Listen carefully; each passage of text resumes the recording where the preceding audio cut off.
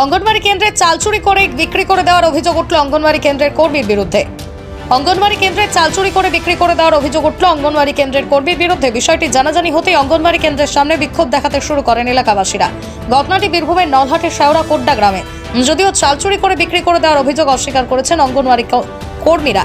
বাসিন্দাদের দাবি, যার কাছে চাল বিক্রি করা হয়েছে সেই ব্যক্তি চাল কেনার কথা গ্রামবাসীদের কাছে স্বীকার করেছেন।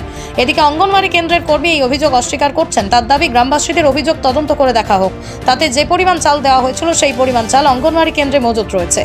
Bureau report, Bengal today. আমি যে আজকে আমাদের এখানে চাল চুরি হয়েছে 7 বস্তা, বুঝতে পারলেন?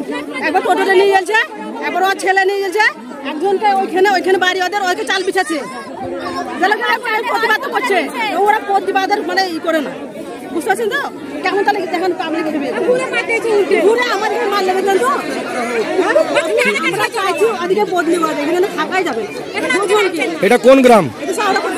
আপনার দেখুন, আমরা আগে থেকেই বারবার বলেছি যে অঙ্গনওয়াড়ি সেন্টারগুলোতে ঘুঘুর বাসা চলছে।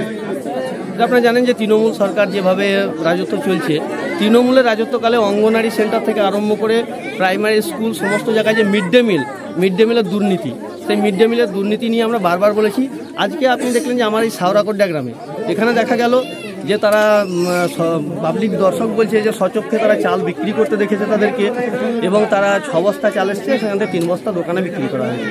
এখানে একজন জনসাধারণকে 1400 টাকায় 1 বস্তা চাল বিক্রি করা হয়েছে। চালটা কার? চালটা বাচ্চাদের খাবার।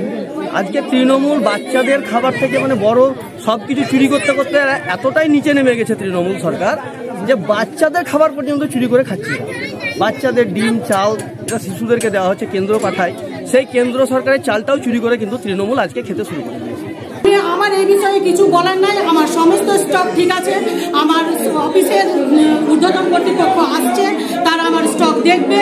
যদি মনে হয় যে আমার স্টকে গন্ডগোল আছে, ওনারা যেটা আইন অনু ওনারা যেটা ব্যবস্থা করেন ওনারা করবেন।